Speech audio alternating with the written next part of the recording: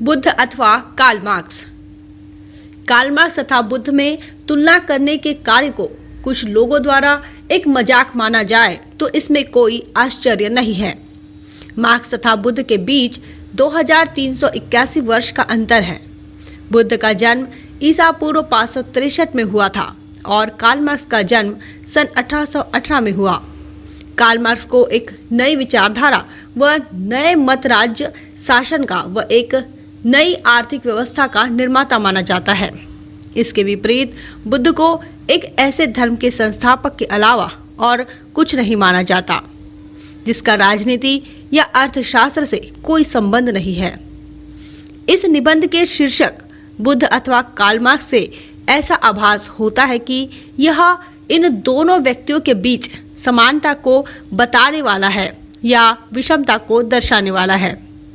इन दोनों के बीच समय का बहुत बड़ा अंतराल है। उनके विचार क्षेत्र भी अलग अलग है। अतः इस शीर्षक का अजीब सा प्रतीत होना अवश्य भावी है। मार्क्सवादी इस पर आसानी से हंस सकते हैं और मार्क्स तथा बुद्ध को एक समान स्तर पर लाने का मजाक व हंसी उड़ा सकते हैं। मार्क्स बहुत ही आधुनिक और बुद्ध बहुत पुरातन हैं। मार्क्सवादी यह कह सकते हैं कि उनके गुणों की तुलना में बुद्ध केवल आदिम व अपरिष्कृत ही ठहर सकते हैं। फिर ऐसे दो व्यक्तियों के बीच क्या समानता या तुलना हो सकती है? एक मार्क्सवादी बुद्ध से क्या सीख सकता है? बुद्ध एक मार्क्सवादी को क्या शिक्षा दे सकते हैं? फिर भी इन दोनों के बीच तुलना आकर्षक तथा शिक्षाप्रद है। इन दोनों के अध्ययन तथा इन दोनों की विचारधारा व सिद्धांत में मेरी भी रुचि है। इस कारण इन दोनों के बीच तुलना करने का विचार मेरे मन में आया। यदि मार्क्सवादी अपने पूर्वाग्रह को पीछे रखकर बुद्ध का अध्ययन करे और उन बातों को समझे जो उन्होंने कही है और जिनके लिए उन्होंने संघर्ष किया, तो मुझे यकीन है उनका दृष्टिकोण बदल जाएगा। वास्तव में उनसे यह आशा नहीं की जा सकती कि बुद्ध की हंसी व मजाक उड़ाने का निश्चय करने के बाद वे उनकी प्रार्थना करेंगे, परंतु इतना कहा जा सकता है कि उनको यह महसूस होगा कि बुद्ध की शिक्षाओं व उपदेशों में कुछ ऐसी बात है जो ध्यान में रखने के योग्य और बहुत लाभप्रद है। बुद्ध का सिद्धांत। बुद्ध का नाम सामान्यतः अहिंसा के सिद्धांत के साथ जोड़ा जाता है। अहिंसा को ही उनकी शिक्षाओं व उपदेशों का समस्त सार माना जाता है। उसे ही उनका प्रारंभ व अंत समझा जाता है। बहुत कम व्यक्ति इस बात को जानते हैं कि बुद्ध ने जो उपदेश दिए वे बहुत ही व्यापक है, अहिंसा से बहुत बढ़कर है। अतएव यह आवश्यक है कि उनके सिद्धांतों को विस्तार पूर्वक प्रस्तुत किया जाए। मैंने त्रिपिटक का अध्ययन किया है।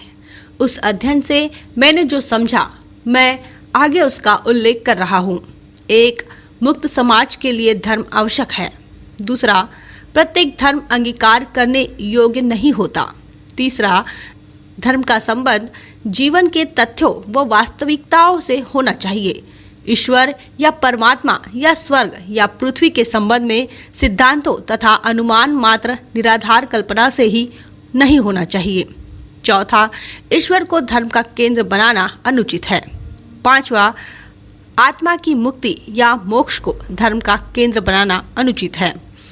छठा, पशु बलि को धर्म का केंद्र बनाना अनुचित है। सातवां, वास्तविक धर्म का वास मनुष्य के हृदय में होता है, शास्त्रों में नहीं। आठवां, धर्म के केंद्र मनुष्य तथा नैतिकता होने चाहिए। यदि नहीं तो धर्म एक क्रूर अंधविश्वास है।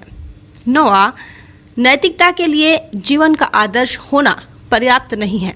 चूंकि ईश्वर नहीं है, अतः इसे जीवन का नियम या कानून होना चाहिए। 10वां, धर्म का कार्य विश्व का पुनर्निर्माण करना तथा उसे प्रसन्न रखना, उसकी उत्पत्ति या उसके अंत की व्याख्या करना नहीं है। 11वां, कि संसार में दुख स्वार्थों के टकराव के कारण होता है और इसके समाधान का एकमात्र तरीका अष्टांग मार्ग का अनुसरण है। 12वां, कि संपत्ति के निजी स्वामित्व से अधिकार व शक्ति एक वर्ग के हाथों में आ जाती है और दूसरे वर्ग को दुख मिलता है।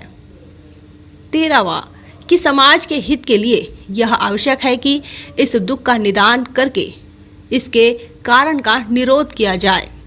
14वां सभी मानव प्राणी समान है। 15वां मनुष्य का मापदंड उनका गुण होना चाहिए, जन्म नहीं। 16वां जो चीज महत्वपूर्ण है वह उच्च आदर्श न कि उच्च कुल में जन्म। 17वां सबके प्रति मैत्री का साहचर्य व भाईचारा कभी भी परित्याग नहीं करना चाहिए। 18वां प्रत्येक व्यक्ति को विद्या प्राप्त करने का अधिकार है। मनुष्य को जीवित रहने के लिए ज्ञान विद्या की उतनी ही आवश्यकता है जितनी भोजन की। 19वां अच्छा आचरण विहीन ज्ञान खतरनाक होता है। 20वां कोई भी चीज भ्रमातीत व अचूक नहीं होती। कोई भी चीज सर्वदा बाध्यकारी नहीं होती। प्रत्येक वस्तु छानबीन तथा परीक्षा के अध्ययन होती है। 21वां कोई वस्तु सुनिश्चित तथा अंतिम नहीं होती। प्रत्येक वस्तु का कारण कार्य संबंध के नियम के अधीन होती है। 22वां प्रत्येक वस्तु कारण कार्य संबंध के नियम के अधीन होती है। 23वां कोई भी वस्तु स्थायी या सनातन नहीं है। प्रत्येक वस्तु परिवर्तनशील होती है। सदैव वस्तुओं में होने का क्रम चलता रहता है। 24वां युद्ध यदि सत्य तथा न्याय के लिए न हो तो वह अनुचित है। 25वां पराजित के प्रति विजेता के कर्तव्य होते हैं। बुद्ध का संक्षिप्त रूप में यही सिद्धांत है। यह कितना प्राचीन परंतु कितना नवीन है। उनके उपदेश कितने व्यापक तथा कितने गंभीर है। कार्ल मार्क्स का मौलिक सिद्धांत। आइए अब हम कार्ल मार्क्स द्वारा मौलिक रूप से प्रस्तुत मूल सिद्धांत का विवेचन करें।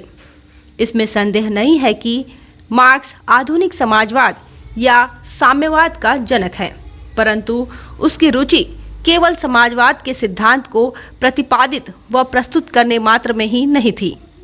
यह कार्य तो उससे बहुत पहले ही अन्य लोगों द्वारा कर दिया गया था। मार्क्स की अधिक रुचि इस बात को सिद्ध करने में थी कि उसका समाजवाद वैज्ञानिक है। उसका जिहाद पूंजीपतियों के विरुद्ध जितना था उतना ही उन लोगों के विरुद्ध भी था जिन्हें वह स्वप्नदर्शी या अव्यवहारिक समाजवादी कहता था। वह उन दोनों को ही पसंद नहीं करता था। इस बात पर इसीलिए ध्यान देने की आवश्यकता है क्योंकि मार्क्स अपने समाजवाद के वैज्ञानिक स्वरूप को सबसे अधिक महत्व देता था। जिन सिद्धांतों को मार्क्स ने प्रस्तुत किया उनका उद्देश्य कुछ और नहीं, केवल इस दावे व विचारधारा को स्थापित करना था कि उसका समाजवाद वैज्ञानिक प्रकार का था, स्वप्नदर्शी व अव्यवहारिक नहीं। वैज्ञानिक समाजवाद से कार्ल मार्क्स का यह अभिप्राय था कि उसका समाजवाद अपरिहार्य तथा अनिवार्य प्रकार का था और समाज उसकी ओर अग्रसर हो रहा है तथा उसकी गति को आगे बढ़ने से कोई चीज रोक नहीं सकती। मार्क्स के इस दावे व विचारधारा को सिद्ध करना है जिसके लिए उसने मुख्य रूप से परिश्रम किया। मार्क्स की अवधारणा निम्नलिखित प्रमेयों पर आधारित है। 1. दर्शन का उद्देश्य विश्व का पुनर्निर्माण करना है, ब्रह्मांड की उत्पत्ति की व्याख्या करना नहीं। 2. जो शक्तियाँ इतिहास की दशा को निश्चित करती है वे मुख्यतः आर्थिक होती है। 3. समाज दो वर्गों में विभक्त है, मालिक तथा मजदूर। 4. इन दोनों वर्गों के बीच हमेशा संघर्ष चलता रहता है। 5. मजदूरों का मालिकों द्वारा शोषण किया जाता है। मालिक उस अतिरिक्त मूल्य का दुरुपयोग करते हैं जो उन्हें अपने मजदूरों के परिश्रम के परिणाम स्वरूप मिलता है। 6. उत्पादन के साधनों का राष्ट्रीयकरण अर्थात व्यक्तिगत संपत्ति का उन्मूलन करके शोषण को समाप्त किया जा सकता है। 7. इस शोषण के फलस्वरूप श्रमिक और अधिकाधिक निर्बल व दरिद्र बनाए जा रहे हैं। 8. श्रमिकों की इस बढ़ती हुई दरिद्रता व निर्बलता के कारण श्रमिकों की क्रांतिकारी भावना उत्पन्न हो रही है और परस्पर विरोध वर्ग संघर्ष के रूप में बदल रहा है। 9. चूंकि श्रमिकों की संख्या स्वामियों की संख्या से अधिक है, अतः श्रमिकों द्वारा राज्य को हथियाना और अपना शासन स्थापित करना स्वाभाविक है। इसे उसने सर्वहारा वर्ग की तानाशाही के नाम से घोषित किया है। 10 इन तत्वों का प्रतिरोध नहीं किया जा सकता, इसलिए समाजवाद अपरिहार्य है। मुझे आशा है मैंने उन विचारों का सही उल्लेख किया है जो मार्क्सवादी समाज के मूलाधार है।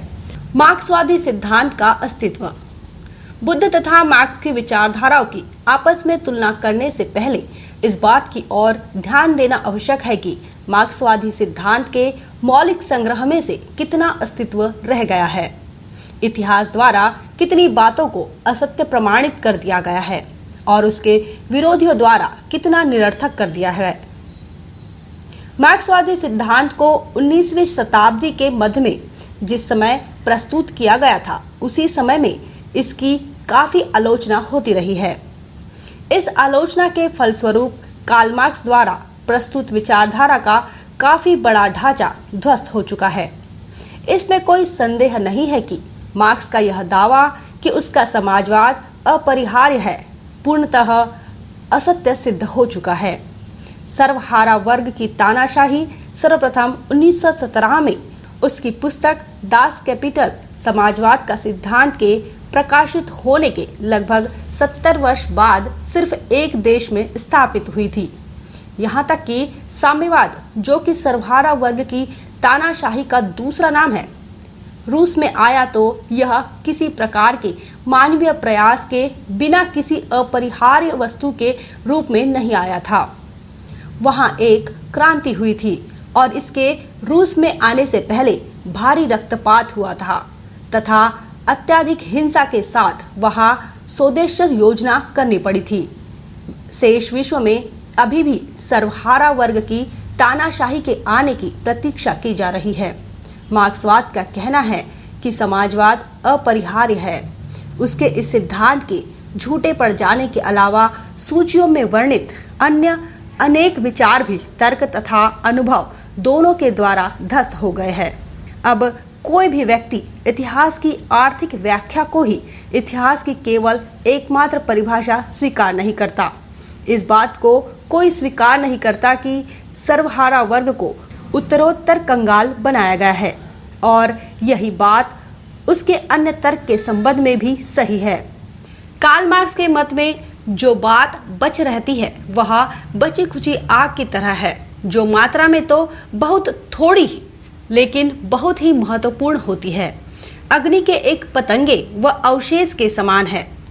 इस रूप में मेरे विचार में ये 4 बातें हैं।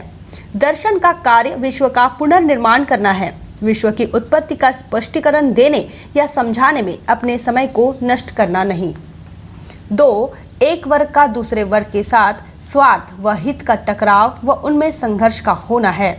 3 संपत्ति के व्यक्तिगत स्वामित्व से एक वर्ग को शक्ति प्राप्त होती है और दूसरे वर्ग को शोषण के द्वारा दुख पहुंचाया जाता है। 4 समाज की भलाई के लिए यह आवश्यक है कि व्यक्तिगत संपत्ति का उन्मूलन करके दुख का निराकरण किया जाए। बुद्ध तथा कार्ल मार्क्स के बीच तुलना। जो मार्क्सवादी सिद्धांत अस्तित्व में है, उससे कुछ बातों को लेकर अब बुद्ध तथा कार्ल मार्क्स के बीच तुलना की जा सकती है।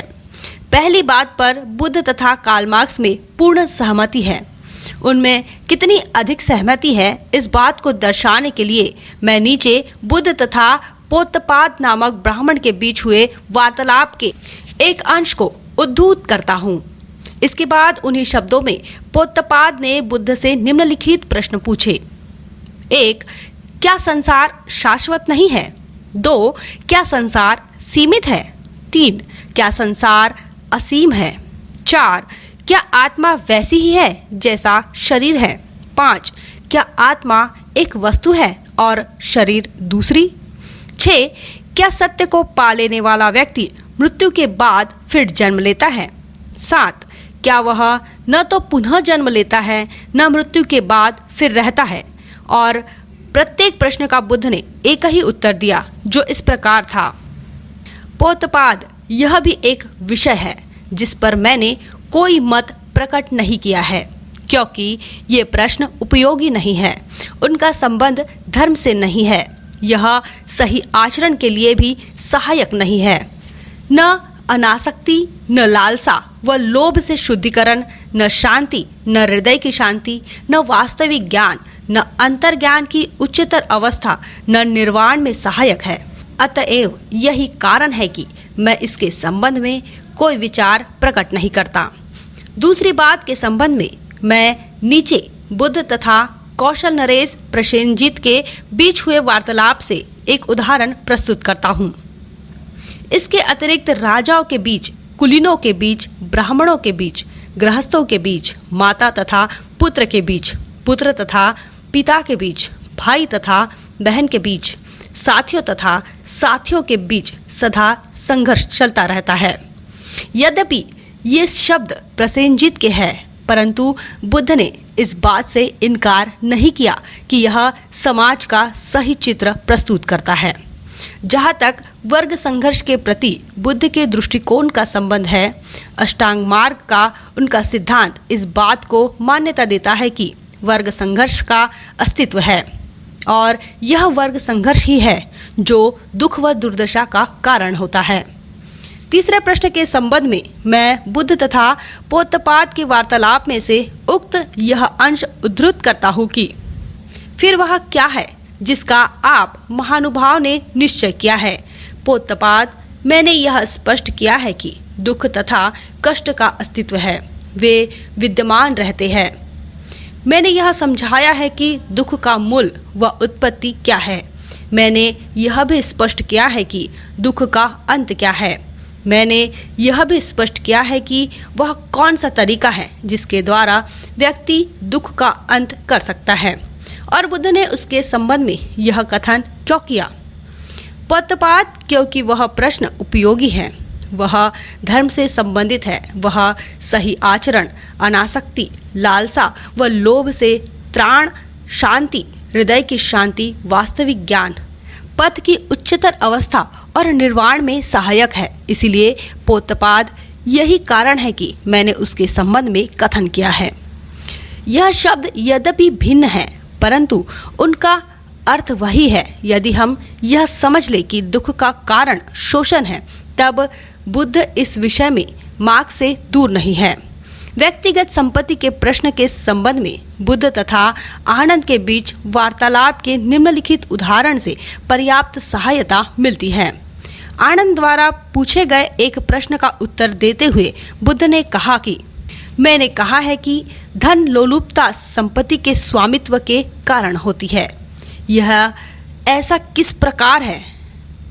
इस बात को आनंद इस प्रकार समझा जा सकता है, जहाँ पर किसी प्रकार की संपत्ति व अधिकार नहीं है, वह चाहे किसी व्यक्ति के द्वारा किसी भी वस्तु के लिए हो, वहाँ कोई संपत्ति या अधिकार न होने के कारण संपत्ति की समाप्ति या अधिकार की समाप्ति पर क्या कोई धन लोलुप या लालची दिखाई पड़ेगा? नहीं प्रभु। तब आनंद स्वामित्व के आधार उसकी उत्पत्ति दुराग्रह का प्रश्न ही कहाँ होता। मैंने कहा कि दुराग्रह स्वामित्व का मूल है। अब आनंद वह ऐसा किस प्रकार व क्यों है, इससे इस प्रकार समझना चाहिए।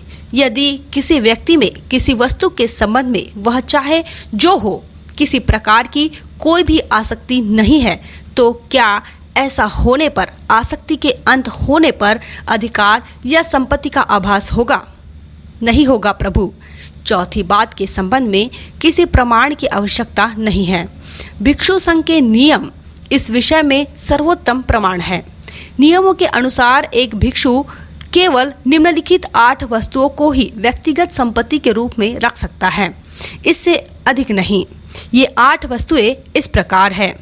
1, 2, 3 प्रतिदिन पहनने के लिए 3 वस्त्र, त्रिचिवर। 4 कमर में बांधने के लिए 1 पेटी, कटी बांधनी। 5 एक भिक्षा पात्र। 6 एक उस्तरा, वाती। 7 सुई धागा। और 8 पानी साफ करने के लिए 1 छलनी या छन्ना, अल साधक।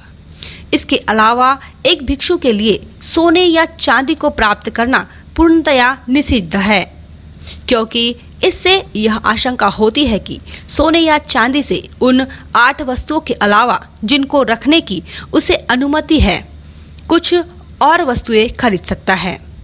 ये नियम रूस में साम्यवाद में पाए जाने वाले नियमों से बहुत अधिक कठोर है। साधन। अब हम साधनों पर आते हैं। साम्यवाद जिसका प्रतिपादन बुद्ध ने किया, उसे कार्यान्वित करने के लिए साधन भी निश्चित थे। इन साधनों को 3 भागों में रखा जा सकता है। भाग 1, पंचशील का आचरण। बुद्ध ने एक नए सिद्धांत का प्रतिपादन किया। यह उन समस्याओं की कुंजी है जो उनके मन में बार बार उठा करती थी। नए सिद्धांत का आधार यह है कि यह सारा संसार कष्टों और दुखों से भरा हुआ है। यह एक ऐसा तथ्य था जिस पर न केवल ध्यान देना आवश्यक था, बल्कि मुक्ति की किसी भी योजना में इसे प्रथम स्थान देना था। इस तथ्य को मान्य कर बुद्ध ने अपने सिद्धांत का आधार बनाया। उनका कहना था कि उक्त सिद्धांत को यदि उपयोगी होना है तो कष्ट तथा दुख का निवारण हमारा लक्ष्य होना चाहिए। इस कष्ट तथा दुख के कारण क्या हो सकते हैं? इस प्रश्न के उत्तर में बुद्ध ने यह पाया कि इसके कारण केवल 2 हो सकते हैं। मनुष्य के कष्ट तथा दुख उसके अपने ही दुराचरण के फलस्वरूप हो सकते हैं। दुख के इस कारण का निराकरण करने के लिए उन्होंने पंचशील का अनुपालन करने का उपदेश दिया। पंचशील में निम्नलिखित बातें आती है। 1, किसी जीवित वस्तु को न ही कष्ट करना और न ही कष्ट पहुंचाना। 2, चोरी अर्थात दूसरे की संपत्ति को धोखाधड़ी या हिंसा द्वारा न हथियाना और न उस पर कब्जा करना। 3, झूठ न बोलना। 4, तृष्णा न करना। 5, मादक पदार्थों का सेवन न करना। बुद्ध का मत है कि संसार में कुछ कष्ट व दुख मनुष्य के प्रति पक्षपात है। इस पक्षपात का निराकरण किस प्रकार किया जाए? मनुष्य के प्रति मनुष्य के पक्षपात का निराकरण करने के लिए बुद्ध ने आर्य अष्टांगिक मार्ग निर्धारित किया। इस अष्टांगिक मार्ग के तत्व इस प्रकार है। 1, सम्यक दृष्टि अर्थात अंधविश्वास से मुक्ति। 2, सम्यक संकल्प जो बुद्धिमान तथा उत्साहपूर्ण व्यक्तियों के योग्य होता है। 3, सम्यक वाचा अर्थात दयापूर्ण, स्पष्ट तथा सत्य भाषण।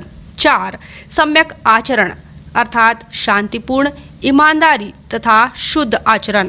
5, सम्यक जीविका अर्थात किसी भी जीवधारी को किसी भी प्रकार की क्षति या चोट न पहुंचाना। 6, अन्य 7 बातों में सम्यक परीक्षण। 7, सम्यक स्मृति अर्थात एक सक्रिय तथा जागरूक मस्तिष्क। और 8, सम्यक समाधि अर्थात जीवन के गंभीर रहस्यों के संबंध में गंभीर विचार। इस आर्य अष्टांग मार्ग का उद्देश्य पृथ्वी पर धर्मपरायणता तथा न्याय संगत राज्य की स्थापना करना है और उसके द्वारा संसार के दुख तथा विषाद को मिटाना है। सिद्धांत का तीसरा अंग निब्बाण का सिद्धांत है। निब्बाण का सिद्धांत आर्य अष्टांग मार्ग के सिद्धांत का अभिन्न अंग है। निब्बाण के बिना अष्टांग मार्ग की प्राप्ति नहीं हो सकती। निब्बाण का सिद्धांत यह बताता है कि अष्टांग मार्ग के प्राप्ति के मार्ग में कौन कौन सी कठिनाइयाँ आती है। इन कठिनाइयों में से मुख्य कठिनाइयाँ 10 है। बुद्ध ने उनको आसव, बेड़िया या बाधाएं कहा है। प्रथम बाधा अहम का मोह है। जब तक व्यक्ति पूर्णतया अपने अहम में रहता है, प्रत्येक भड़कीली चीज का पीछा करता है जिनके विषय में वह व्यर्थ ही सोचते रहता है कि वे उसके हृदय की अभिलाषा की तृप्ति व संतुष्टि कर देगी, तब तक उसको आर्य मार्ग नहीं मिलता। जब उसकी आंखें इस तथ्य को देखकर खुलती है कि वह इस असीम व अनंत का एक छोटा सा अंश है, तब वह यह अनुभूति करने लगता है कि उसका व्यक्तिगत अस्तित्व कितना नश्वर है। तभी वह इस संकीर्ण मार्ग में प्रवेश कर सकता है। दूसरी बाधा संदेह तथा अनिर्णय की स्थिति है। जब मनुष्य अस्तित्व के महान रहस्य व्यक्तिमत्व की नश्वरता को देखता है, तो उसके अपने कार्य में भी संदेह तथा अनिर्णय की स्थिति की संभावना होती है। अमुक कार्य किया जाए या न किया जाए, फिर भी मेरा व्यक्तिमत्व अस्थायी नश्वर है। ऐसी कोई चीज प्रश्न क्यों बन जाती है जो उसे अनिर्णायक, संदेही या निष्क्रिय बना देती है, परंतु वह चीज जीवन में काम नहीं आएगी। उसे अपने शिक्षक का अनुसरण करने, सत्य को स्वीकार करने तथा संघर्ष की शुरुआत करने का निश्चय कर लेना चाहिए, अन्यथा उसे और आगे कुछ नहीं मिलेगा। तीसरी बाधा संस्कारों तथा धर्मानुष्ठानों की क्षमता पर निर्भर करता है। किसी भी उत्तम संकल्प से वह चाहे जितना दृढ़ हो, किसी चीज की प्राप्ति उस समय तक नहीं होगी जब तक मनुष्य कर्मकांड से छुटकारा नहीं पाएगा, जब तक वह इस विश्वास से मुक्त नहीं होगा कि कोई बाह्य कार्य, पुरोहिती शक्ति तथा पवित्र धर्मानुष्ठान से उसे हर प्रकार की सहायता मिल सकती है। जब मनुष्य इस बाधा पर काबू पा लेता है, केवल तभी यह कहा जा सकता है कि वह ठीक धारा में आ गया है और अब देर सवेर वह विजय प्राप्त कर सकता है। चौथी बाधा शारीरिक वासनाएं है। पांचवी बाधा दूसरे व्यक्तियों के प्रति द्वेष व वैमनस्य की भावना है। छठी भौतिक वस्तुओं से मुक्त भावी जीवन के प्रति इच्छा का दमन है और सातवीं भौतिकता से मुक्त संसार में भावी जीवन के प्रति इच्छा का होना है। आठवीं बाधा अभिमान है और नवीं दंभ है। ये वे कमजोरियां हैं जिन पर मनुष्य के लिए विजय प्राप्त करना बहुत कठिन है और जिनके लिए विशेष रूप से श्रेष्ठ व्यक्ति उत्तरदायी है। यह उन लोगों के लिए निंदा की बात है जो अपने आप से कम योग्य तथा कम पवित्र है। 10वीं बाधा अज्ञानता है। यद्यपि अन्य सब कठिनाइयों व बाधाओं पर विजय प्राप्त की जा सकती है, फिर भी यह बनी ही रहेगी। बुद्धिमान तथा अच्छे व्यक्ति के शरीर में कांटे के समान चुभती रहेगी। यह मनुष्य की अंतिम तथा सबसे बड़ी शत्रु है। आर्य अष्टांग मार्ग का अनुसरण करके इन बाधाओं पर विजय प्राप्त करना ही निब्बान है। आर्य अष्टांग मार्ग सिद्धांत यह बताता है कि मनुष्य को मन की कौन सी स्थिति व मनोवृत्ति का परिश्रम पूर्वक पोषण करना है। निब्बान का सिद्धांत उस प्रलोभन या बाधा के विषय में बताता है जिस पर यदि व्यक्ति अष्टांग मार्ग का अनुसरण करना चाहता है तो उन पर गंभीरता पूर्वक विजय प्राप्त करनी चाहिए। नवीन सिद्धांत का चौथा भाग परिमिता का सिद्धांत है। परिमिता का सिद्धांत एक व्यक्ति के दैनिक जीवन में 10 गुणों का आचरण करने के लिए प्रेरित करता है। वे 10 गुण इस प्रकार है: 1 पन्न, 2 शील, 3 नेखम, 4 दान, 5 वीर्य, 6 शांति, 7 सच, 8 अधिष्ठान, 9 मेत और 10 उपेक्षा। पन्न यानी बुद्धि का वह प्रकाश है जो अविद्या, मोह या अज्ञान के अंधकार को हटाता है। पन्न के लिए यह अपेक्षित है कि व्यक्ति अपने ही आधुनिक बुद्धिमान व्यक्ति से पूछकर अपनी सभी शंकाओं का समाधान कर ले, बुद्धिमान लोगों से संबंध रखे और विभिन्न कलाओं और विज्ञान का अर्जन करे जो उसकी बुद्धि विकसित होने में सहायक हो। शील नैतिक मनोवृत्ति अर्थात बुरा न करने और अच्छा करने की मनोवृत्ति, गलत काम करने पर लज्जित होना है। दंड के भय से बुरा काम न करना शील है। शील का अर्थ गलत काम करने का भय। नेखम संसार के सुखों का परित्याग है। दान का अर्थ अपनी संपत्ति, रक्त तथा अंग का उसके बदले में किसी चीज की आशा किए बिना दूसरों के हित व भलाई के लिए अपने जीवन तक को भी उत्सर्ग है। वीर्य का अर्थ है सम्यक प्रयास। आपने जो कार्य करने का निश्चय कर लिया है उसे पूरी शक्ति से कभी भी पीछे मुड़कर देखे बिना करना है। शांति, शांति का अभिप्राय सहिष्णुता से है। इसका सार है कि घृणा का मुकाबला घृणा से नहीं करना चाहिए, क्योंकि घृणा से घृणा शांत नहीं होती। इसे केवल सहिष्णुता द्वारा ही शांत किया जा सकता है। सच, सत्य सच्चाई है। बुद्ध बनने का आकांक्षी कभी भी झूठ नहीं बोलता। उसका वचन सत्य होता है। सत्य के अलावा कुछ नहीं होता। अधिष्ठान अपने लक्ष्य तक पहुंचने के लिए दृढ़ संकल्प को कहते हैं।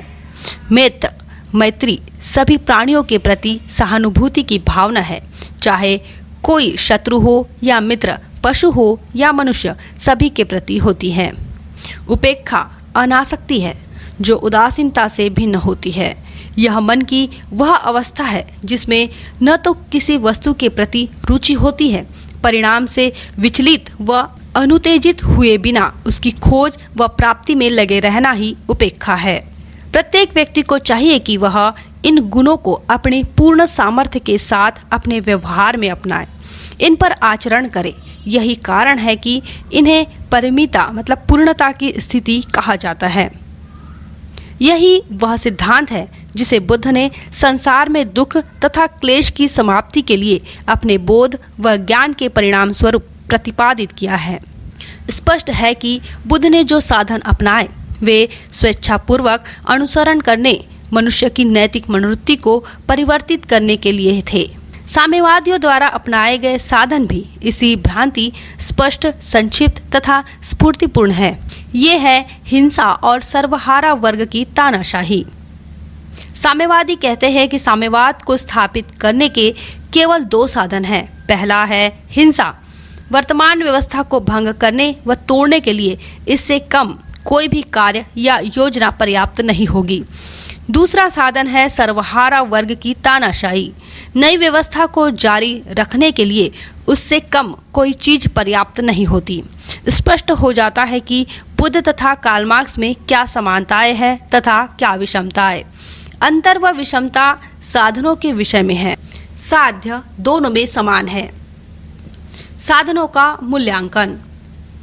अब हमें साधनों के मूल्यांकन का विवेचन करना चाहिए। हमें इस बात को देखना चाहिए कि किसके साधन श्रेष्ठ तथा दीर्घकाल तक ठहरने व स्थायी बने रहने वाले हैं, किंतु दोनों और कुछ भ्रांतियां हैं, उनको स्पष्ट करना आवश्यक है। हिंसा को लीजिए। जहाँ तक हिंसा का संबंध है, हिंसा का नाम सुनते ही उसके विचार से बहुत से लोगों को कपकपी आ जाएगी, परंतु यह केवल भावुकता है। हिंसा का पूर्णतया त्याग नहीं किया जा सकता। यहाँ तक कि गैर साम्यवादी देशों में भी हत्यारे को फांसी पर लटकाया जाता है। क्या फांसी पर लटकाना हिंसा नहीं है? गैर साम्यवादी देश एक दूसरे के साथ युद्ध करते हैं। युद्ध में लाखों लोग मारे जाते हैं। क्या यह हिंसा नहीं है? यदि एक हत्यारे को इसलिए मारा जा सकता है क्योंकि उसने एक नागरिक को मारा है, उसकी हत्या की है। यदि एक सिपाही को युद्ध में इसलिए मारा जा सकता है क्योंकि वह शत्रु राष्ट्र से संबंधित है, तो यदि संपत्ति का स्वामी स्वामित्व के कारण शेष मानव जाति को दुख पहुंचाता है, तो उसे क्यों नहीं मारा जा सकता? संपत्ति के स्वामी के लिए उसके पक्ष में बचाव करने का कोई कारण नहीं है। व्यक्तिगत संपत्ति को परम पावन क्यों माना जाना चाहिए? बुद्ध हिंसा के विरुद्ध थे, परंतु वह न्याय के पक्ष में भी थे, और जहां पर न्याय के लिए बल प्रयोग अपेक्षित होता है, वहां उन्होंने बल प्रयोग करने की अनुमति दी है। यह बात वैशाली के सेनाध्यक्ष सिंहा सेनापति के साथ उनके वार्तालाप में भलीभांति सोदाहरण समझाई गई है। इस बात को जानने के बाद कि बुद्ध अहिंसा का प्रचार करते हैं, सिंहा उनके पास गया और उनसे पूछा, भगवान अहिंसा का उपदेश देते हैं व प्रचार करते हैं, क्या भगवान एक दोषी को दंड से मुक्त करने व स्वतंत्रता देने का उपदेश देते व प्रचार करते हैं? क्या भगवान यह उपदेश देते हैं कि हम अपनी पत्नियों, अपने बच्चों तथा अपने संपत्ति को बचाने के लिए, उनकी रक्षा करने के लिए युद्ध नहीं करना चाहिए? क्या अहिंसा के नाम पर हमें अपराधियों के हाथों कष्ट झेलते रहना चाहिए? क्या तथागत उस समय भी युद्ध का निषेध करते हैं जब वह सत्य तथा न्याय के हित में हो? बुद्ध ने उत्तर दिया, मैं जिस बात का प्रचार करता हूँ वह उपदेश देता हूँ, आपने उसे गलत ढंग से समझा है। एक अपराधी व दोषी को दंड अवश्य दिया जाना चाहिए और एक निर्दोष व्यक्ति को मुक्त व स्वतंत्र कर दिया जाना चाहिए।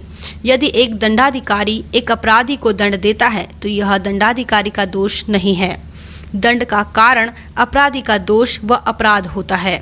जो दंडाधिकारी दंड देता है वह न्याय का ही पालन कर रहा होता है, उस पर अहिंसा का कलंक नहीं लगता। जो व्यक्ति न्याय तथा सुरक्षा के लिए लड़ता है उसे अहिंसा का दोषी नहीं बनाया जा सकता। यदि शांति बनाए रखने के सभी साधन असफल हो गए हो तो हिंसा का उत्तरदायित्व उस व्यक्ति पर आ जाता है जो युद्ध को शुरू करता है। व्यक्तियों को दुष्ट शक्तियों के समक्ष आत्मसमर्पण नहीं करना चाहिए। यहाँ युद्ध हो सकता है, परंतु यह स्वार्थ की या स्वार्थपूर्ण उद्देश्यों की शर्तों के लिए नहीं होना चाहिए। इसमें संदेह नहीं है कि हिंसा के विरुद्ध अन्य ऐसे आधार भी हैं जिन पर प्रोफेसर जॉन डीवी द्वारा बल दिया गया है। जिन लोगों का यह तर्क है कि साध्यों की सफलता साधन को उचित सिद्ध करती है, तो यह नैतिक रूप से एक विकृत सिद्धांत है। उनसे डीवी ने यह ठीक ही पूछा है कि यदि साध्य नहीं तो फिर साधनों को कौन सी चीज उचित सिद्ध करती है?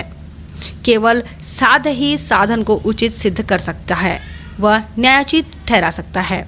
बुद्ध कदाचित इस बात को स्वीकार कर लेते कि यह केवल साध्य ही है जो साधनों को उचित सिद्ध करता है, इसके अलावा और क्या चीज उचित सिद्ध कर सकती है। और उन्होंने यह कहा होता कि यदि साध्य हिंसा को उचित ठहराता है तो प्रत्यक्ष उपस्थिति की पूर्ति साध्य के लिए हिंसा एक उचित साधन है। यदि बल प्रयोग साध्य को प्राप्त करने का एकमात्र साधन होता तो वह निश्चय ही संपत्ति के स्वामियों को बल का प्रयोग करने की छूट न देते। इससे पता चलता है कि साध्य के लिए उनके साधन भिन्न थे। प्रोफेसर डीवी ने कहा है कि हिंसा बल प्रयोग का केवल एक दूसरा नाम है, और यद्यपि बल का प्रयोग सृजनात्मक उद्देश्यों के लिए किया जाना चाहिए, परंतु शक्ति के रूप में बल प्रयोग तथा हिंसा के रूप में बल प्रयोग के बीच अंतर समझना आवश्यक है। एक साध्य की उपलब्धि में अनेक साध्यों का विनाश शामिल होता है जो उस साध्य के अभिन्न होता है। एक साध्य की उत्पत्ति में अन्य अनेक साध्यों का विनाश शामिल होता है जो उस साध्य से अभिन्न होते हैं, जिसे नष्ट करने का प्रयास किया जाता है। बल प्रयोग को इस प्रकार नियमित करना चाहिए कि वह अनिष्टकर साध्य को नष्ट करने की प्रक्रिया में यथासंभव अधिक से अधिक साध्यों की रक्षा कर सके। बुद्ध की अहिंसा उतनी निरपेक्ष नहीं थी जितनी जैन मत के संस्थापक महावीर की अहिंसा थी।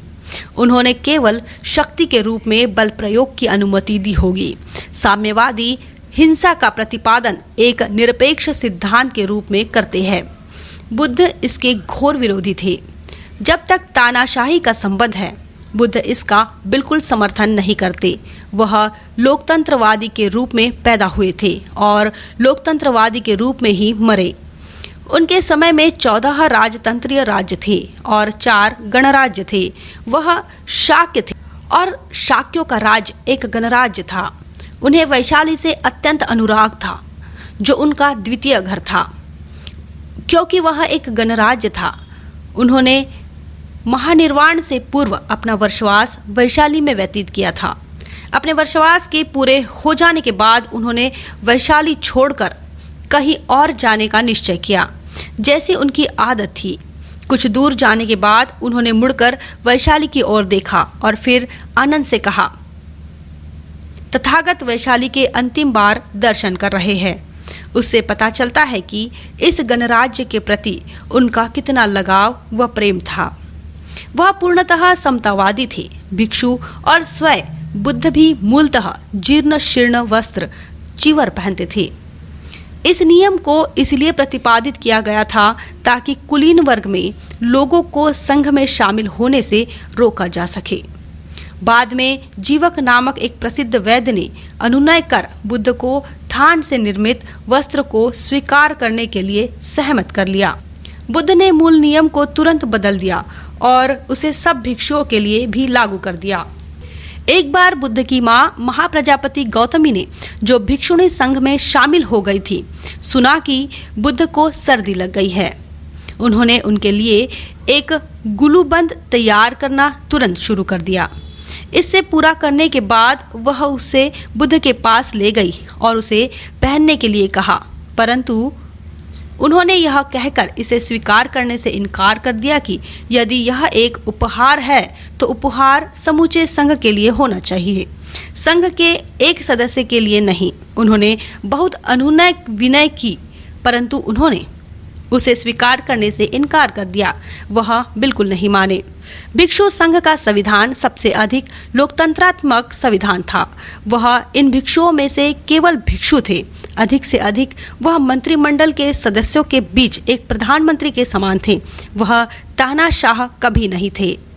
उनकी मृत्यु से पहले 2 बार कहा गया कि वह संघ पर नियंत्रण रखने के लिए किसी व्यक्ति को संघ का प्रमुख नियुक्त कर दे, परंतु हर बार उन्होंने यह कहकर इनकार कर दिया कि धम्म संघ का सर्वोच्च सेनापति है। उन्होंने तानाशाह बनने और तानाशाह नियुक्त करने से इनकार कर दिया। साधनों का मूल्य क्या है? किसके साधन अंततः श्रेष्ठ तथा स्थायी है? क्या साम्यवादी यह कह सकते हैं कि अपने मूल्यवान साध्य को प्राप्त करने में उन्होंने अन्य मूल्यवान साध्यों को नष्ट नहीं किया है? उन्होंने निजी व्यक्तिगत संपत्ति को नष्ट नहीं किया है, यह मानकर कि यह एक मूल्यवान साध्य है। क्या साम्यवादी यह कह सकते हैं कि उसे प्राप्त करने की प्रक्रिया में उन्होंने अन्य मूल्यवान साध्यों को नष्ट नहीं किया है? अपने साध्य व लक्ष्य को प्राप्त करने के लिए उन्होंने कितने लोगों की हत्या की है? क्या मानव जीवन का कोई मूल्य नहीं है? क्या वे संपत्ति को उसके स्वामी का जीवन लिए बिना उससे नहीं ले सकते? तानाशाही को लीजिए। तानाशाही का साध्य व लक्ष्य क्रांति को एक स्थायी क्रांति बनाना होता है। यह एक मूल्यवान साध्य है, परंतु क्या साम्यवादी यह कह सकते हैं कि इस साध्य को उपलब्ध करने के लिए उन्होंने अन्य मूल्यवान साध्यों को नष्ट नहीं किया? तानाशाही के बारे में यह कहा गया है कि इसमें स्वतंत्रता व संसदीय सरकार का प्रायः अभाव होता है, अर्थात दोनों व्याख्याएं पूर्णतया स्पष्ट नहीं है। स्वतंत्रता का अभाव तो संसदीय सरकार में भी होता है, क्योंकि कानून का अभिप्राय होता है स्वतंत्रता का अभाव। इसी में तानाशाही तथा संसदीय सरकार का अंतर निहित है। संसदीय सरकार में प्रत्येक नागरिक को अपनी स्वतंत्रता पर सरकार द्वारा थोपे गए बंधनों की आलोचना करने का पूरा अधिकार होता है। संसदीय सरकार में आपके कुछ कर्तव्य तथा कुछ अधिकार होते हैं। आपका कर्तव्य है कि आप कानून का पालन करें और यह अधिकार है कि उसकी आलोचना करें। तानाशाही में आपका केवल कर्तव्य होता है कि आप कानून का पालन करें, परंतु आपको उसकी आलोचना करने का कोई अधिकार नहीं होता। किसके साधन अधिक प्रभाव उत्पादक व अमोघ है? अब हमें इस बात पर विचार करना है कि किसके साधन अधिक टिकाऊ तथा स्थायी है। हमें बल प्रयोग तथा नैतिक प्रवृत्ति पर आधारित सरकार के बीच चयन करना होगा। बर्क ने कहा कि बल प्रयोग स्थायी साधन नहीं हो सकता। अमेरिका के साथ सहमति के संबंध में उसने यह अविस्मरणीय चेतावनी दी थी। महोदय, पहले मुझे यह बात कहने की अनुमति दीजिए कि एकमात्र बल का प्रयोग केवल अस्थायी होता है। यह कुछ समय के लिए किसी को वश में ला सकता है, परंतु यह उसे पुनः वश में करने की आवश्यकता को समाप्त नहीं करता और किसी भी ऐसे राष्ट्र पर शासन नहीं किया जा सकता जिस पर बार बार विजय के लिए चढ़ाई करना पड़े। मेरी अगली आपत्ति इसकी अनिश्चितता के संबंध में है। बल प्रयोग का परिणाम हमेशा आतंक नहीं होता और युद्ध सामग्री विजय नहीं होती। आप साधन विहीन हैं, क्योंकि समझौता असफल होने पर बल बना रहता है, परंतु यदि बल प्रयोग असफल हो जाए तो समझौते की कोई आशा नहीं रहती। शक्ति तथा सत्ता कभी कभी दया से प्राप्त की जा सकती है, परंतु अशक्त तथा पराजित हिंसा के द्वारा उसकी कभी भीख नहीं मांगी जा सकती। बल प्रयोग के बारे में मेरी अगली आपत्ति यह है कि आप अपने लक्ष्य को अपने ही प्रयत्नों से धूल धूसरित कर देते हैं, जो आप उसे अक्षत बनाने के लिए करते हैं। आपने जिस लक्ष्य को प्राप्त करने के लिए पहले संघर्ष किया था वह आपको पुनः मिल तो जाता है, लेकिन वह इस कारण तुच्छ, गलिच्छ, अपशिष्ट व छीनी हुई वस्तु सरीखा होता है। बुद्ध ने भिक्षुओं को अपने एक प्रवचन में न्याय संगत शासन तथा कानून के शासन के बीच अंतर दर्शाया है। भिक्षुओं को संबोधित करते हुए उन्होंने कहा, बंधुओं, बहुत समय पहले स्ट्रॉन्ग टायर नामक एक प्रभु सत्ता संपन्न अधिपति था। वह एक ऐसा राजा था जो धर्मपरायणता से शासन करता था। वह पृथ्वी की चारों दिशाओं का स्वामी, विजेता तथा अपनी जनता का रक्षक था। उसके पास दिव्य चक्र था। वह समुद्र पर्यंत पृथ्वी पर परमाधिकार पूर्वक रहता था। उसने इस पर विजय प्राप्त कर ली थी, साहस से नहीं, तलवार से नहीं, बल्कि धर्मपरायणता से। अब बंधुओं, बहुत वर्षों के बाद, सैकड़ों वर्षों के बाद, मनु के हजारों वर्षों बाद राजा स्ट्रॉन्ग टायर ने किसी व्यक्ति को आदेश दिया और यह कहा कि महोदय, आप यह देखें कि दिव्य चक्र थोड़ा सा धंस गया है, वह अपने स्थान से नीचे की ओर सरक गया है। इसके विषय में आप मुझे आकर बताइए। सैकड़ों वर्षों बाद वह अपने स्थान से सरक गया। इसे देखने के बाद वह व्यक्ति राजा स्ट्रॉन्ग टायर के पास गया और कहा, महाराज, यह सच मानिए कि दिव्य चक्र धंस गया है, वह अपने स्थान से सरक गया है। बंधुओं, राजा स्ट्रॉन्ग टायर ने अपने बड़े राजकुमार को बुलाया और उसे इस प्रकार कहा, प्रिय पुत्र, देखो, मेरा दिव्य चक्र थोड़ा सा धंस गया है, वह अपने स्थान से सरक गया है। मुझे यह बताया गया है कि चक्र को घुमाने वाले राजा का दिव्य चक्र जब धंस या चुक जाए, वह अपने स्थान से सरक जाएगा, तब वह राजा और अधिक समय तक जीवित नहीं रहेगा। मैंने मानव जीवन के सब सुख व आनंद भोग लिए हैं, अब ईश्वरीय आनंद की खोज करने का समय है। प्रिय पुत्र, आओ, तुम महासागर से घिरी इस पृथ्वी का कार्यभार संभालो, परंतु मैं अपने सिर व दाढ़ी का मुंडन कराकर तथा पीले वस्त्र पहनकर घर को छोड़कर यहाँ से गृहविहीन हो जाऊंगा। इस प्रकार बंधुओं, राजा स्ट्रॉन्ग टायर ने उपयुक्त ढंग से अपने बड़े पुत्र को सिंहासन पर बिठा दिया, अपने सिर तथा दाढ़ी का मुंडन कराया, पीले वस्त्र पहने और उसी समय ग्रह विहीन हो गया। जब वह राजा सन्यासी होकर चला गया, तब उसके 7वें दिन दिव्य चक्र भी लुप्त हो गया। तब कोई व्यक्ति नए राजा के पास गया और उसे बताया, महाराज, यह सच मानिए, दिव्य चक्र वास्तव में लुप्त हो गया है। इसके बाद बंधुओं, वह राजा इस बात को सुनकर शोक संतृप्त, दुखी व विक्षुब्ध हो गया। वह सन्यासी राजा के पास गया और उसको यह बताया, महाराज, यह सही जानिए कि दिव्य चक्र लुप्त हो गया है। और उस नए अभिषिक्त राजा ने यह कहने पर सन्यासी राजा ने उत्तर दिया, प्रिय पुत्र, तुम अब इस बात पर दुखी मत हो कि दिव्य चक्र लुप्त हो गया है, और न इस बात पर विषाद करो, क्योंकि प्रिय पुत्र, दिव्य चक्र तुम्हारी कोई पैतृक संपत्ति नहीं है, परंतु प्रिय पुत्र, चक्र प्रवर्तक बनने का प्रयत्न करो। संसार में सच्चे राजाओं ने अपने लिए जो आदर्श कर्तव्य स्वयं निर्धारित किए हैं, तुम उन आदर्शों के अनुसार कार्य करो। फिर हो सकता है कि अगर तुम चक्र प्रवर्तक राजा के श्रेष्ठ कर्तव्य कर रहे होंगे, तब चंद्र पर्व के दिन जब तुम स्नान कर सबसे ऊपर वाले सज्जे पर चंद्र दर्शन के लिए जाओगे, तब दिव्य चक्र अपने सहस्त्रों अरों चक्रनाभि तथा अपने संपूर्ण अवयव के साथ पूर्ण रूप से प्रकट हो जाएगा। किंतु महाराज, चक्र प्रवर्तक राजा का आर्य श्रेष्ठ कर्तव्य क्या है? प्रिय पुत्र, यह कर्तव्य है कि आदर्श, सत्य तथा धर्मपरायणता के नियम को सामने रख, उसको सम्मान, सत्कार तथा आदर प्रदान कर, उसके प्रति श्रद्धांजलि अर्पित कर, श्रद्धापूर्वक स्वयं आदर्श बन, आदर्श को अपना स्वामी मानकर अपनी जनता, सेना, विद्वान वर्ग के लोगों, सेवकों तथा आश्रितों, ब्राह्मणों तथा गृहस्थों, नगर तथा ग्रामवासियों, धार्मिक लोगों तथा पशु पक्षियों को सुरक्षा प्रदान करनी चाहिए और उनकी अच्छे प्रकार से रखवाली तथा देखरेख करनी चाहिए। तुम्हारे समूचे राज्य में कोई भी काम गलत व अनुचित नहीं होना चाहिए और तुम्हारे राज्य में जो भी व्यक्ति निर्धन है, उसको धन दिया जाए। और प्रिय पुत्र, तुम्हारे राज्य में धार्मिक व्यक्ति, स्वस्थ व्यक्ति तथा सहिष्णु व्यक्ति और स्वार्थहीन व्यक्ति और आत्मरक्षा करने वाला व्यक्ति जब समय समय पर तुम्हारे पास आए और वह पूछे कि क्या अच्छा है और क्या बुरा है, क्या अपराध है, क्या नहीं, क्या करना चाहिए और क्या नहीं करना चाहिए, सुख दुख के लिए अंततो गोत्वा कौन सी कार्यप्रणाली सफल होगी, जब वह उक्त प्रकार के प्रश्न करे, तब तुम्हें उसकी बात सुननी चाहिए और तुम्हें उनको बुराई व पाप से रोकना चाहिए और उनको जो अच्छे काम है करने के लिए प्रेरित करना चाहिए। प्रिय पुत्र, संसार के राजा का यही आर्य कर्तव्य है। अभिषिक्त राजा ने कहा, ऐसा ही होगा।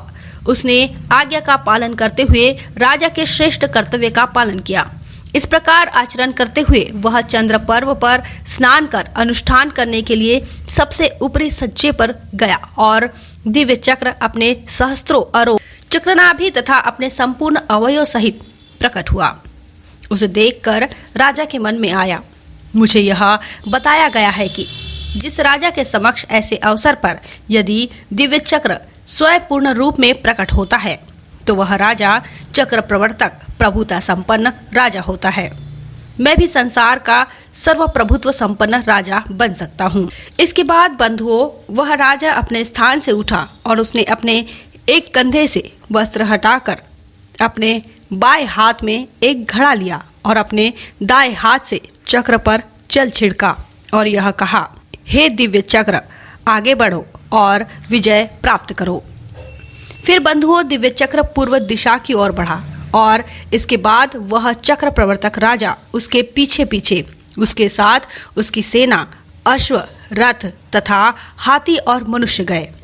जिस भी स्थान पर बंधुओं वह चक्र रुका, उस स्थान पर वह राजा युद्ध में विजय हुआ। उस राजा ने तथा उसके साथ उसकी चतुरंगी सेना ने वही अपना आवास बनाया। इसके बाद उस प्रदेश के अन्य प्रतिद्वंदी राजा उस चक्रवर्ती राजा के पास आए और उससे कहा, आइए, हे महान राजन, आपका स्वागत है, यहाँ सब कुछ आपका है, हमें शिक्षा दीजिए। उस चक्रवर्ती राजा एवं योद्धा ने इस प्रकार कहा, आप किसी प्राणी की हत्या नहीं करेंगे, जो आपको नहीं दिया गया है आप उसे नहीं लेंगे, आप इच्छाओं के गलत व अनुचित कार्य नहीं करेंगे, आप झूठ नहीं बोलेंगे, आप कोई मादक पेय नहीं पिएंगे, आप अपनी संपत्ति व अधिकारों का उसी प्रकार प्रयोग न करें जैसा कि आप अभ्यस्त है। इसके बाद बंधुओं, दिव्य चक्र पूर्वी महासागर में डुबकी लगाकर बाहर निकला और फिर दक्षिण प्रदेश की ओर बढ़ा और यहाँ सब कुछ उसी प्रकार वैसा ही हुआ जैसा पूर्व प्रदेश में हुआ था। और उसी भांति दक्षिणी महासागर में डुबकी लगाकर दिव्य चक्र पुनः बाहर निकला और पश्चिम प्रदेश की ओर बढ़ा और फिर उत्तरी प्रदेश की ओर बढ़ा और वहाँ भी वही सब बातें हुई जो दक्षिणी तथा पश्चिमी प्रदेश में हुई थी। इसके बाद जब दिव्य चक्र संपूर्ण पृथ्वी पर महासागर की सीमा तक विजय पताका फहराता हुआ घूम चुका तो वह राजासी नगर में वापस आया और रुक गया ताकि उसे चक्र प्रवर्तक राजा के आंतरिक कमरों में प्रवेश द्वार पर न्याय कक्ष के सामने स्थित करने के संबंध में विचार किया जा सके, जिससे वह विश्व के अधिपति प्रभु सत्ता संपन्न राजा के आंतरिक कमरों के सामने अपने गौरव के साथ चमकता रहे।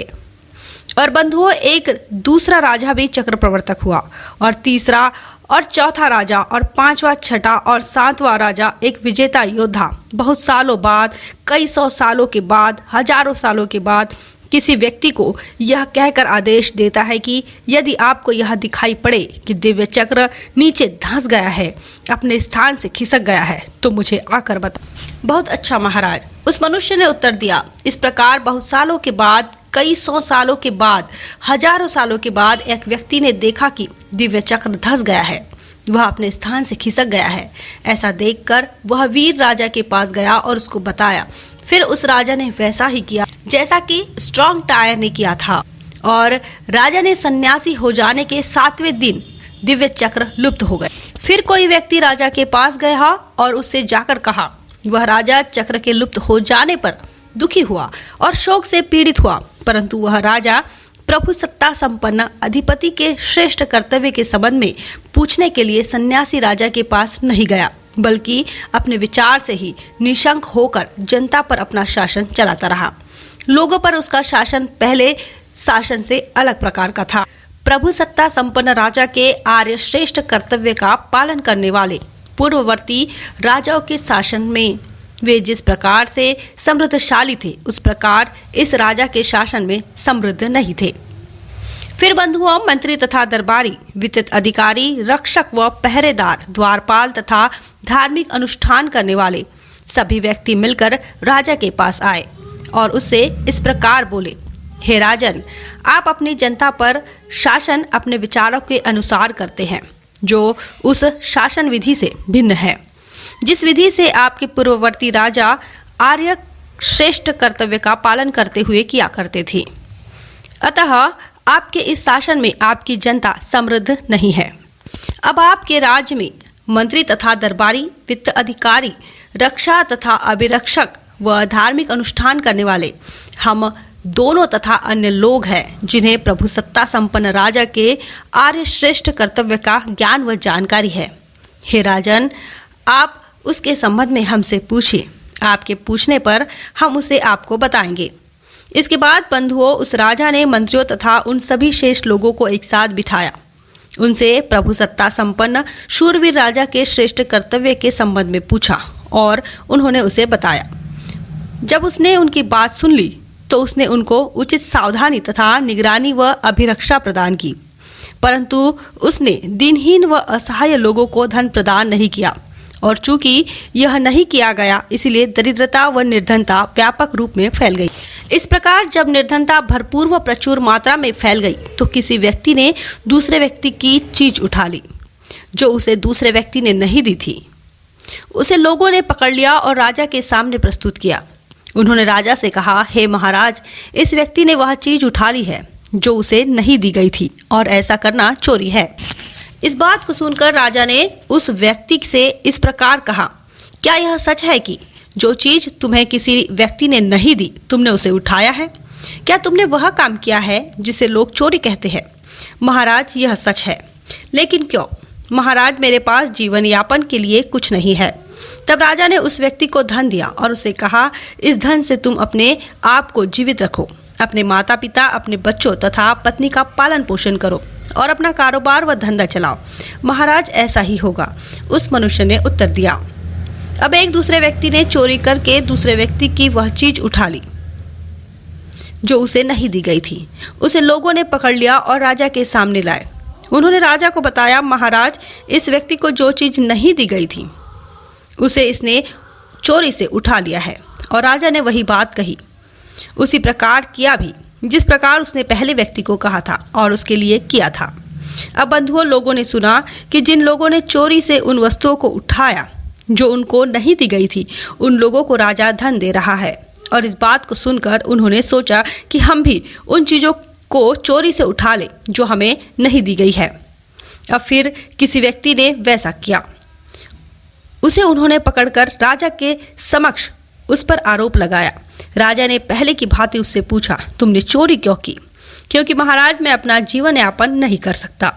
तब राजा ने सोचा कि यदि मैं हमेशा ऐसे किसी भी व्यक्ति को धन देता रहूंगा जिसने चोरी से उस वस्तु को उठा लिया है जो उसे नहीं दी गई थी, तो चोरी में वृद्धि होगी। अब मुझे इसे अंतिम रूप से रोकना होगा और उसे समुचित दंड देना होगा, उसका सिर कटवा देना चाहिए। अतः उसने अपने व्यक्तियों से कहा, देखो, इस आदमी की बाहों को इसकी कमर के पीछे एक मजबूत रस्सी से बांध दो, उसमें गांठ दे दो, इसके सिर का मुंडन करके गंजा बना दो, इसे सड़कों पर, चौराहों पर ढोल बजाते हुए घुमाओ, इसे दक्षिण द्वार से बाहर लेकर नगर के दक्षिण की ओर ले जाओ, इस कार्य पर अंतिम रोक लगा दो, इसे भारी दंड दो, इसका सिर काट दो।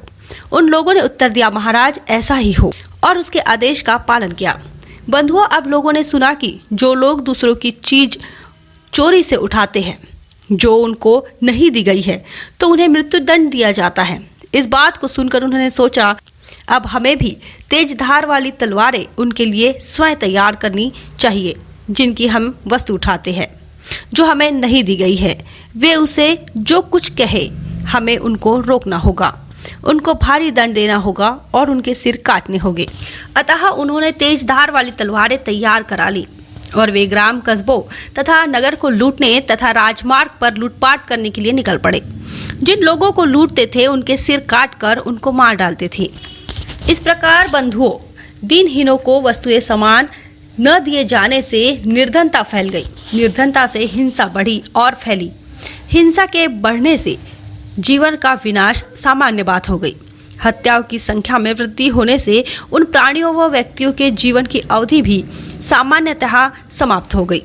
अब बंधुओं, कुछ बुजुर्गों में से किसी एक ने दूसरे व्यक्ति की कोई चीज चुराकर उठा ली जो उसे नहीं दी गई थी और उस पर भी अन्य लोगों के समान आरोप लगाया गया और उसे भी राजा के समक्ष लाया गया। राजा ने उससे पूछा, क्या यह सच है कि तुमने चोरी की? उसने उत्तर दिया, नहीं हे राजन, वे जानबूझकर झूठ बोल रहे हैं। इस प्रकार दीनहीनों व दरिद्रों को समान वस्तुएं न दिए जाने से निर्धनता फैली।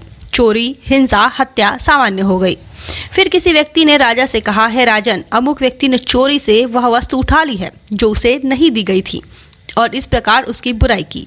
और बंधुओं, इसीलिए दीनहीनों दरिद्रों को वस्तुओं व माल न दिए जाने से निर्धनता फैली, उसका विस्तार हुआ। चोरी, हिंसा, हत्या, झूठ, बुराई करना आदि बातें प्रचुर मात्रा में बढ़ गई। झूठ बोलने से जार कर्म में वृद्धि हुई। इस प्रकार दीनहीनों दरिद्रों को माल व वस्तुएं न दिए जाने के कारण निर्धनता, चोरी, हिंसा, झूठ, चुगलखोरी, अनैतिकता फैली, उसका विस्तार हुआ। बंधुओं, उनके बीच 3 चीजों में वृद्धि हुई। ये थी कौटुंबिक व्यभिचार, अनियंत्रित लालच व विकृत लोभ। इसके बाद इन 3 चीजों की वृद्धि से माता तथा पिता के प्रति पुत्रोचित श्रद्धा भक्ति का अभाव, पवित्र व्यक्तियों के प्रति धार्मिक निष्ठा का अभाव व कुल के प्रधान के प्रति आदर व सम्मान का अभाव हो गया। बंधुओं, एक ऐसा समय आएगा जब उन मानवों के वंशजों के जीवन की अवधि 10 वर्ष की हो जाएगी।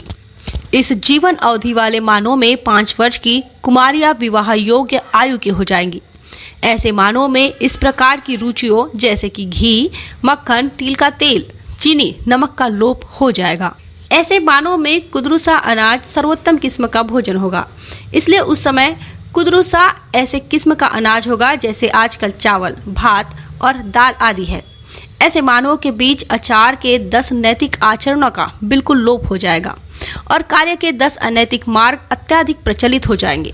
ऐसे मानवों के बीच नैतिकता के लिए कोई स्थान नहीं होगा, उनमें नैतिकता बहुत कम रह जाएगी। ऐसे मानवों के बीच बंधुओं, जिन लोगों में पुत्र भाव तथा धार्मिक निष्ठा का अभाव होगा और अपने कुल के प्रधान के प्रति सम्मान नहीं दिखाएंगे, उन लोगों को उसी तरह की आदर, श्रद्धा तथा प्रशंसा प्रदान की जाएगी जैसी श्रद्धा तथा प्रशंसा आज पुत्र भाव वाले, पावन मनोवृत्ति वाले तथा कुल के प्रधान को आदर करने वाले व्यक्तियों को प्रदान की जाती है। बंधुओं, ऐसे मानवों में माता या पिता की बहन मौसी, माँ की भाभी मामी, गुरु की पत्नी या पिता की भाभी जैसे आदरपूर्ण विचार अंतर्विवाह के लिए बंधन स्वरूप होते हैं नहीं होंगे। संसार भेड़ बकरियों, मुर्गे मुर्गियों, सुअरों, कुत्तों और गिद्धड़ों की तरह स्वच्छंद संभोग में लिप्त हो जाएगा। बंधुओं, ऐसे मानवों में माता में अपने बच्चे के प्रति, बच्चे में अपने पिता के प्रति, भाई में भाभी के प्रति, भाई में बहन के प्रति, बहन में भाई के प्रति पारस्परिक शत्रुता, दुर्भावना, वैर भाव, हत्या करने तक के क्रोधपूर्ण विचार नियम बन जाएंगे। जैसा कि एक खिलाड़ी उस खेल के प्रति महसूस करता है जिसे वह देखता है, उसी प्रकार से वे भी महसूस करेंगे। जब नैतिक बल असफल हो जाएगा और उसके स्थान पर पार्श्विक बल आ जाएगा, तब क्या होगा? संभवतः यह उस स्थिति का सबसे उत्तम चित्र है। बुद्ध यह चाहते थे कि प्रत्येक व्यक्ति नैतिक रूप में इतना प्रशिक्षित होना चाहिए कि वह स्वयं ही धर्मपरायणता व न्याय संगतता का प्रहरी हो जाए। राज्य की शिथिलता या समाप्ति। साम्यवादी स्वयं इस बात को स्वीकार करते हैं कि एक स्थायी तानाशाही के रूप में राज्य का उनका सिद्धांत उनके राजनीतिक दर्शन की कमजोरी है। वे इस तर्क का आश्रय लेते हैं कि राज्य अंततः समाप्त हो जाएगा। 2 ऐसे प्रश्न हैं जिनका उन्हें उत्तर देना है। राज्य समाप्त कब होगा? जब वह समाप्त हो जाएगा तो उसके स्थान पर कौन आएगा? प्रथम प्रश्न के उत्तर में कोई निश्चित समय नहीं बता सकते। लोकतंत्र को सुरक्षित रखने के लिए भी तानाशाही अल्पावधि के लिए अच्छी हो सकती है और उसका स्वागत किया जा सकता है, लेकिन तानाशाही अपना काम पूरा कर चुकने के बाद लोकतंत्र के मार्ग में आने वाली सब बाधाओं तथा शिलाओं को हटाने के बाद वह स्वयं समाप्त क्यों नहीं हो जाती? क्या अशोक ने इसका उदाहरण प्रस्तुत नहीं किया था?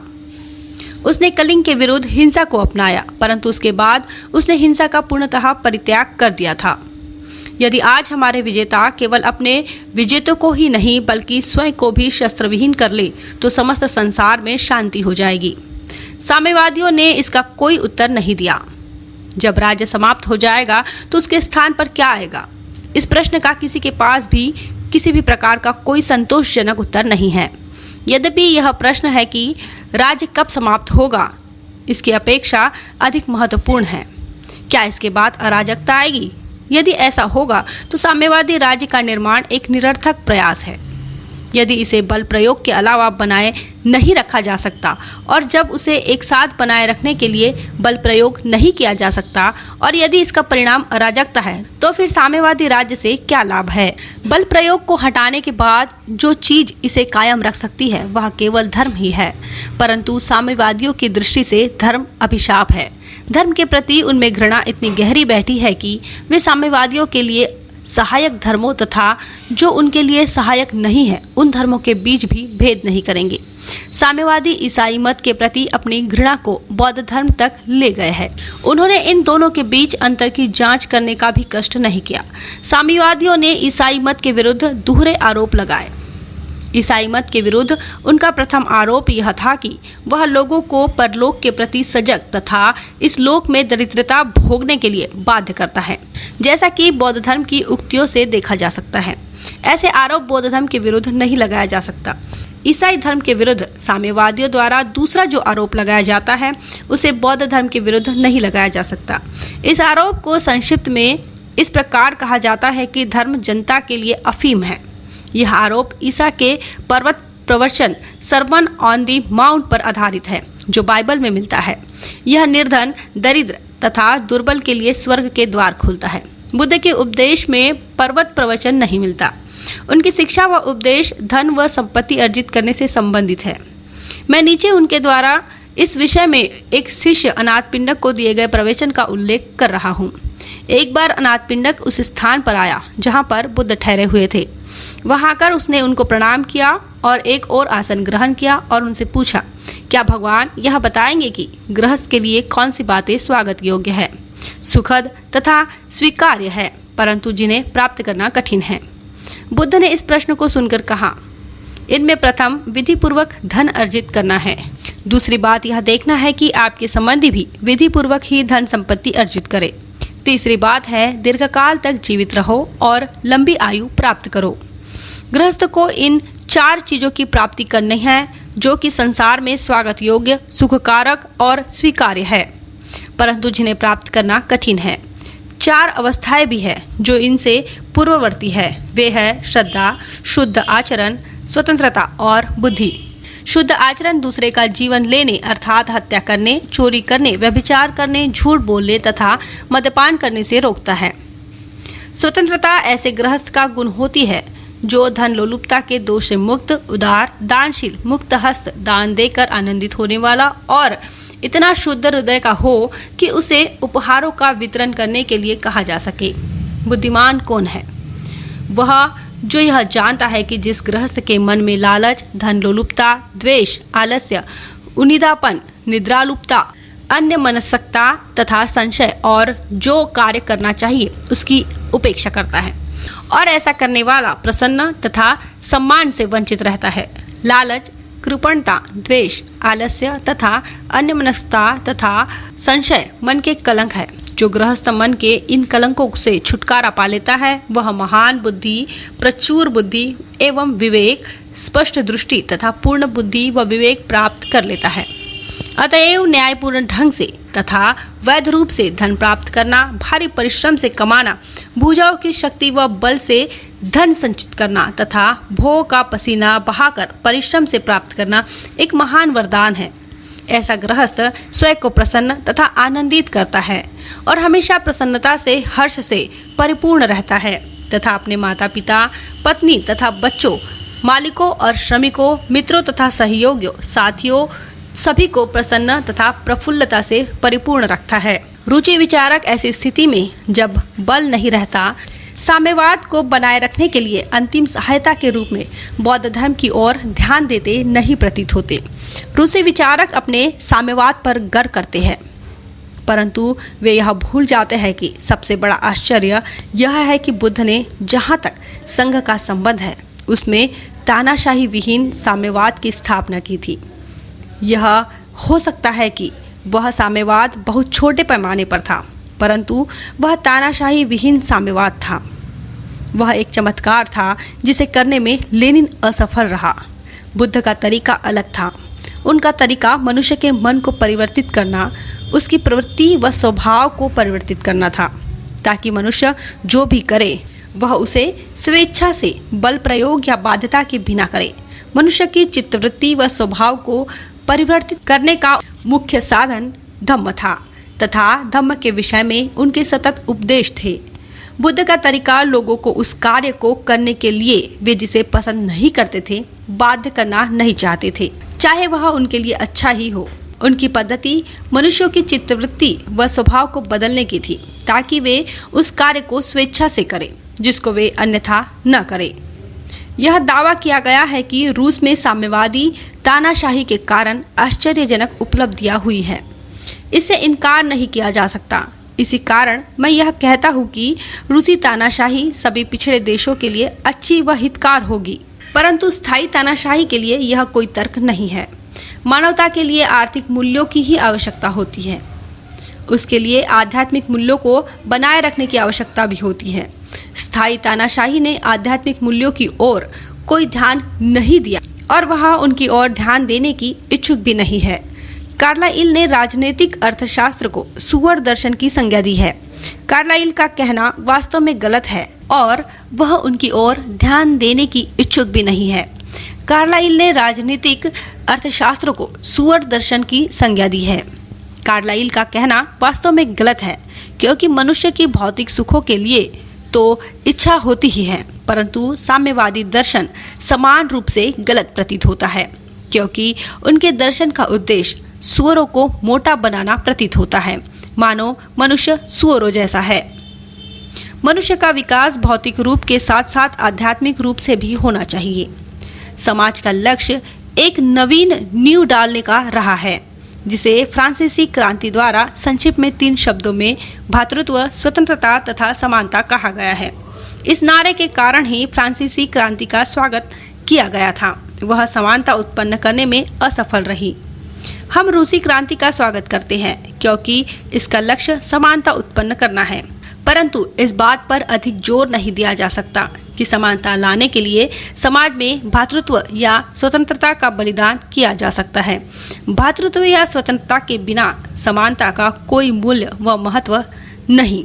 ऐसा प्रतीत होता है कि ये तीनों तभी विद्यमान रह सकती है जब व्यक्ति बुद्ध के मार्ग का अनुसरण करे। साम्यवादी एक ही चीज दे सकते हैं, सब नहीं।